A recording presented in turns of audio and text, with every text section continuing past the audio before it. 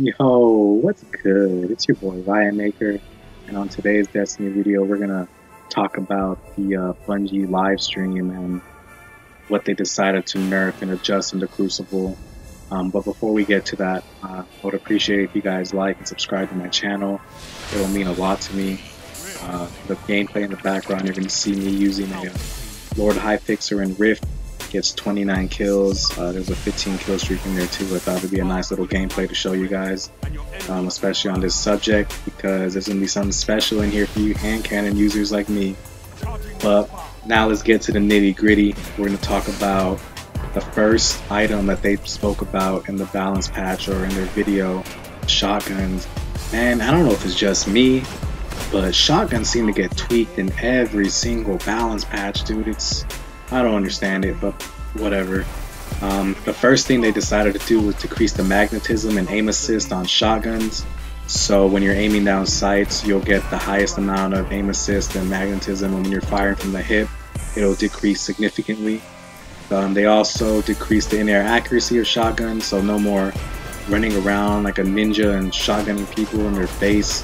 I thought this is a change that didn't need to be done, but you know, they did it. They felt it needed to be done. They also removed the precision damage on shotguns, so you won't be getting extra damage for hitting people in the head with your shotgun, but that shouldn't be a big change. I know I aim for the chest and the gut when I use my shotgun, so I don't think it's going to be that big of a difference. And to combat that in the PvE, they gave it a 20% damage increase. Universal Remote and Chaperone will not be affected by the precision damage removal. They still are able to produce precision damage, so that's good, I guess. Shotguns with rangefinder now have a decreased ADS time by 25%. And oh boy, man, this feels good, because I'm probably just a little salty, a little jealous that I didn't get a shotgun with freaking rangefinder, man. I haven't had a good high impact shotgun rangefinder. I have a Tutor de Morgue for rangefinder, but the impact just doesn't compete with Party Crashers and Matadors. And my two best shotguns are Party Crasher and Matador that don't have rangefinder, so I'm a little happy about this. Hopefully it doesn't transfer over to hand cannons or rangefinder, but who knows, we'll learn more about that on the 14th. And now shotguns get their movement penalty removed, so that you can now sprint at max speed with a shotgun, and this is great. I don't know, it wasn't that big of a change when it first happened, but it's nice to know that they got some kind of buff. Shotguns are the only secondaries that get touched, so we'll talk about primaries now.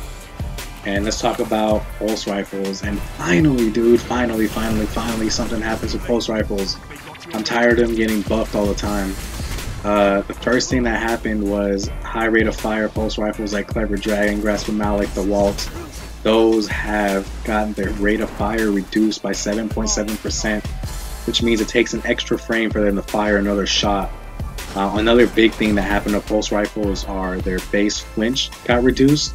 So their flinch without high cal got reduced, and then high caliber in general got their flinch reduced, and it got adjusted to work better on hand cannons and scout rifles. For some reason, if you use a hand cannon or scout rifle with high cal, it decreased the flinch rather than increasing it. So they just fixed that little bug. And they reduced the rate of fire for high rate of fire or low rate of fire pulse rifles, I'm sorry. So things like the spare change and the messenger got a little buff. And that's not the only thing that happened to Clever Dragon and Grasp of Malik. They also got their mag size reduced. So Clever Dragon is now going to be starting with 24 in the mag, and if you had that Clever Dragon with brace frame, I'm sorry to say it, but you're going to have 18 in the mag now, which is kind of going to suck. You have to pick and choose your gunfights, but I don't know, man. Those guns needed something to be done to them. They were taking over the Crucible. And a nice little thing, dude. All primaries received an inaccuracy buff, so now everyone can run around in the Crucible like little ninjas and shooting each other in the air, which is pretty cool. Auto rifles finally get touched, dude. I don't know if it's enough. High rate of fire, auto rifles got a headshot damage multiplier increase from 1.25 to 1.30, and all rate of fire and all auto rifles got a damage buff. They didn't specify how much or how much extra damage they'll be doing, so I don't know if it's a good or bad change yet. We don't know if it's enough to put them in line with other primaries in terms of time to kill. But hopefully, man, I mean, the changes are good, and hopefully that's what it does. It puts it in line with other weapons. And this is the thing I was waiting for. Oh man, I can't believe it. Hand cannons. Yes. Hand cannons get their accuracy reverted back to year 1. Dude, you don't know how amazing it was to hear that. No more ghost bullets, no more not knowing where my shots are going to land. I point at your face, I get a headshot, you're dead. Done deal. That's how it's supposed to work. And in order to prevent these weapons from being overpowered, what they did was reduce the base range by 5 meters. Not that big of a deal. I think that if you still have your rifle with a rangefinder on your hand cannon, you still should be solid. But from the video, you can tell that the damage drop off was pretty steep and it occurred pretty early. It shouldn't be anything too big though. Crucible, the special ammo economy got changed drastically, or is getting changed drastically. Everyone knows that you start with special ammo as soon as you spawn, but once you die, you lose it. Yeah, you lose your special weapon ammo, which is pretty crazy. And but in order for you to have a good amount of special weapon ammo, they made it to where you get special weapon ammo every 60 seconds. The crates will reappear. I think this is a bad change, to be honest. Now people are going to camp special boxes. They're not going to want to go out and fight. A lot of people don't have, I don't want to say bad skills, but they're not very comfortable with primaries because the majority of Crucible has been tailored towards using snipers and shotguns. So I feel like people are still going to be stuck in that zone, and they're not going to want to leave their spawn unless they have special. So I don't know. Let's see how this plays out. Now they tweaked some subclasses a bit. The Hunter and the Blade Dancer got its Hungering Blade nerf. I don't know why, dude. Blade Dancer supers are bad either way. But rather than getting an instant health regeneration, whenever you kill someone and you have Hungering Blade, you get a segment of health back of 40 points. And everyone knows you have 200 points of health and shield, so whenever you kill someone with Hungering Blade, you just get 40 points of health back. And it could roll over to your shield as well. Throwing knives now do solar damage in PvE. Not that great for PvP, it's just a PvE thing.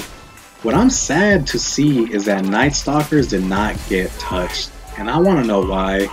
I think smoke grenades need to be nerfed. I think Shade Set needs to be nerfed. That class is incredibly powerful, and to see nothing happen is pretty insane. I was upset when I heard about that.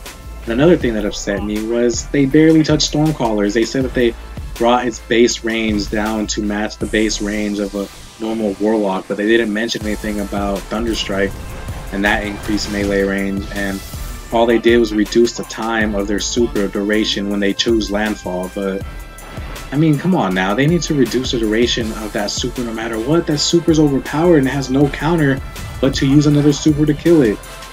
But who knows? Maybe these changes will be good.